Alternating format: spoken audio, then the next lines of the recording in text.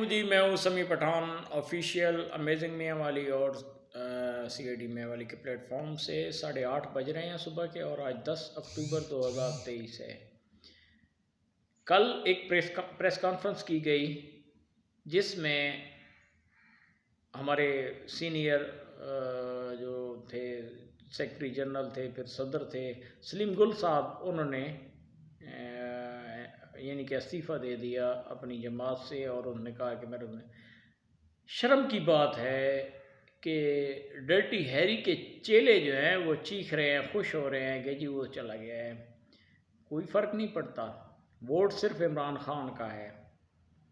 وہ عمران خان نے کہا ہے نا کہ وہ اگر کھمبے کو بھی ٹکٹ دے دے نا تو سب اسی کو ووٹ دیں گے۔ یہ کٹ پتلیاں جو ہے نا، یہ اتنا عرصہ چھپ لیا ہے، ابھی مہینہ دو تھا اور تھوڑا سا وہ کر لیتے۔ اتنے ڈرپوک ہو، اگر اتنے ڈرپوک ہو تو پھر اس جہادی تنظیم میں آتے نہیں۔ یہ عمران خان خود جہاد کر رہا ہے، تم لوگوں کے لیے جہاد کر رہا ہے، تمہارے بچوں کے مستقبل کے لیے جہاد کر رہا ہے، اور تم لوگوں کو شرم نہیں آتی۔ آرام سے چھوڑ جاتے، کہتے جی ہم بس مذمت کرتے ہیں، ہم چھوڑ دیتے ہیں۔ یہ کون سا کہ جی وہ ٹھیک کہہ رہا تھا، ڈرٹی ہیری کی باتیں بالکل ٹھیک تھی، یہ عمران خان نے غلط کیا ہے، یہ وہ، اور میجر خرم ٹھیک بندہ ہے، اور وہ بالکل سچ کہتا تھا۔ میجر خرم جس کی کٹ پتلی ہے وہ سب کو پتہ ہے، ٹھیک ہے، وہ اس ڈرٹی ہیری کا چیلا ہے، اور اس چیلے کے آگے بھی چیلے ہیں۔ جس طرح ہماری ضرب المثل ہے نا کہ خانہ دے نوکر تے نوکر دے چاکر تے چاکر دی کشمش، ایک کشمش ہے۔ تو اسی لیے اب یہ ایم این اے بننے کے خواب دیکھ رہا ہے، تو میں اس کو مشورہ دوں گا چاچا خرم حامد روکھڑی کو کہ آپ پہلے کونسلر بنیں۔ اگر آپ کونسلر بن گئے تو ہم آپ کو ایم این اے مان لیں گے۔ آپ ابھی اس پوزیشن میں ہو کہ آپ کو اپنے گھر والے تو ووٹ دیں گے، آپ کا پڑوسی بھی آپ کو ووٹ نہیں دے گا۔ تو اسی لیے خراب ہونے سے بہتر ہے کہ جو کام کر رہے ہو نا چکنے والا، وہ چکی رکھو۔ باقی آپ سیاست میں آپ آؤٹ ہو گئے جس دن آپ نے غداری کی تھی، اور جس دن آپ نے میاں والی کی ناک کٹوائی تھی۔ وہ آپ کا دوست ہے فیصل نصیر، ٹھیک ہے، عمران خان جس نے آپ کی شناخت کرائی۔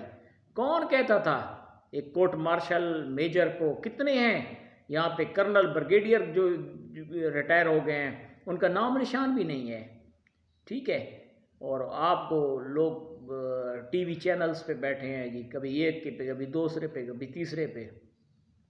تو اب آپ کا دور ختم ہو گیا، اب جو اندھیرا تھا رات کا وہ ٹل گیا ہے، اب سورج نکلنے والا ہے، اور انشاءاللہ تعالی عمران خان دوبارہ آئے گا۔ اب میں آپ کو چیلنج کرتا ہوں کہ روک سکتے ہو تو روک لو، اور میاں والی کی عوام عمران خان کے ساتھ کھڑی ہے اور کھڑی رہے گی، کیونکہ اس نے حق سچ کی بات کی ہے۔ اس نے کوئی ایسی بات نہیں کی جو ڈیزل کہہ رہا ہے انسانی حقوق کے لیے۔ انسانی حقوق، تمہیں شرم نہیں آتی؟ تم یہ بات کرتے ہوئے تمہیں شرم نہیں آئی؟ تم اپنے باپ کو امریکہ کو خوش کر رہے ہو۔ انسانی حقوق جو کشمیر میں آپ کو نظر نہیں آتے؟ چیئرمین بنے رہے کشمیر کمیٹی کے، اور ساری زندگی ڈالروں کی شکل میں امداد کھاتے رہے، اور ایک واحد وہی چیئرمین شپ تھی جس کا کوئی آڈٹ نہیں ہے، ٹھیک ہے۔ آپ نے کھربوں روپے کی جائیدادیں بنا لی، ٹھیک ہے۔ آپ نے آج تک کبھی اسلام کا نام لیا؟ آپ ہمیشہ اسلام آباد کی بات کرتے رہے ہیں۔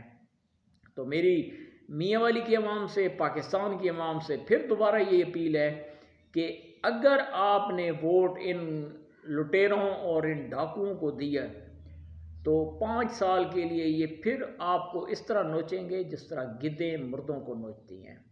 ابھی ہمارے میں سکت نہیں رہی ان کے ساتھ مقابلہ کرنے کی، کیونکہ یہ ہر طرح سے ذہنی طور پہ، فزیکلی طور پہ اور معاشی طور پہ ہم پہ حملے کر رہے ہیں کہ ایک وائٹ کالر یا ایک سفید پوش جو انسان مڈل کلاس لوگ تھے، اصل میں کچلے وہ گئے ہیں اس مہنگائی کے اثر میں، کیونکہ جو غریب ہے وہ تو مانگ لیتا ہے، لیکن یہ جو بیچارے شریف النفس انسان ہوتے ہیں، مڈل کلاس لوگ ہوتے ہیں، یہ مانگ بھی نہیں سکتے، یہ اپنی مجبوری کا اظہار بھی کسی کے سامنے نہیں کر سکتے۔ تو میری پھر آپ لوگوں سے یہی ریکویسٹ ہوگی کہ خدا کے لیے ان جب یہ آپ کے پاس ووٹ مانگنے آئیں، کوئی جماعت کا بھی، نون لیگ کا، پی ڈی ایم کا، جس کا بھی کوئی بندہ ہو وہ آپ کے پاس آئے، آپ اس کو کھری کھری سنائیں، کیونکہ اگر آپ نہیں بولیں گے تو یہ تو چوڑے ہو جائیں گے کہ ہم جی یہ کریں۔ اور دوسری میں آپ کو بتا دوں، نواز شریف نہیں آئے گا، یہ ایسی ڈرامہ بنا رہے ہیں، ابھی اس کے پلیٹلیٹس پھر گرنا شروع ہو گئے ہیں۔ وہ آئے گا تو 4 بندوں کے کندھوں پہ آئے گا، ایسے نہیں آئے گا۔ دوسری بات یہ ہے کہ میاں والی میں قتل و غارت بہت زیادہ ہو رہی ہے، اور اس کا سارا ذمہ داری جو ہے وہ ڈی پی او میاں والی پہ جاتی ہے۔ یہ کرپٹ پرموٹیا انسان، اس نے ایسا ادھم مچایا ہوا ہے، یہ صرف اور صرف پیسہ کمانے کے لیے کر رہا ہے۔ اللہ تعالیٰ اس کو بھی راہ راست پہ لائے، اور ڈی آئی جی اور آئی جی صاحب اور آر پی او صاحب سے ریکویسٹ ہے کہ خدا کے لیے اس سے ہماری جان چھڑائیں۔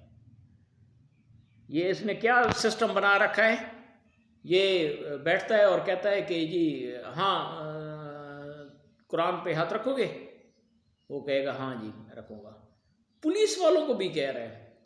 تو میرا تو اس کو مشورہ ہے کہ آپ کسی امام مسجد کو بٹھا دیں، اگر آپ نے تفتیش ایسی کرنی ہے، کروڑوں روپے کا آپ بجٹ کھا جاتے ہیں مہینوں کا، آپ فارچونر پہ آپ پھر رہے ہیں، آپ لینڈ کروزروں پہ، ویگو ڈالوں پہ پھر رہے ہیں، آپ کا جو 5 کلومیٹر میں 1 لیٹر کھا جاتا ہے، آپ عیاشیاں کر رہے ہیں، تو اس کا یہ ہے کہ آپ میرٹ پہ تفتیش کریں، نہ کہ آپ کہیں کہ قرآن پہ ہاتھ رکھو گے۔ وہ کہتا ہے رکھوں گا، تو ٹھیک ہے وضو کراؤ اور فیصلہ کر دیتے ہو، اگر وہ کہے گا نہیں میں نہیں رکھتا تو پھر اس کے خلاف کر دیتے ہو۔ یہ کون سا اس کا تفتیش کا سلسلہ ہے جو آپ نے چلایا ہوا ہے؟ کھلی کچہری، جی کھلی کچہری میں 3 مرتبہ پیش ہوا ہوں، ایک میرا کیس تھا، میں 3 مرتبہ پیش ہوا ہوں، اور تینوں مرتبہ اس نے بس ٹوپی ڈرامہ کیا ہے، جی جا کے ایس ایچ او سٹی کو ملو، فلاں کو ملو، یہ کو۔ تو میں پھر یہی کہوں گا کہ اپنے حق کے لیے آواز اٹھاؤ، نکلو باہر۔ اگر نکل نہیں سکتے تو ان کرپٹوں کے بارے میں بول تو سکتے ہو، آپ سب جو جتنے بھی ہو سوشل میڈیا استعمال کرتے ہو، آپ سب کے سب صحافی ہو، آپ سب کے سب کی آواز آپ کے ساتھ 500 1000 1500 بندہ اٹیچ ہے، آپ ان کو اپنی بات تو پہنچا سکتے ہو، غلط کو غلط تو کہہ سکتے ہو، اتنی تو ہمت پیدا کرو اپنے اندر۔ میں بس یہی کہوں گا کہ پاکستان زندہ باد، پاکستان کی عوام زندہ باد۔ عدلیہ کا بھی برا حال ہے اور اسٹیبلشمنٹ کا بھی۔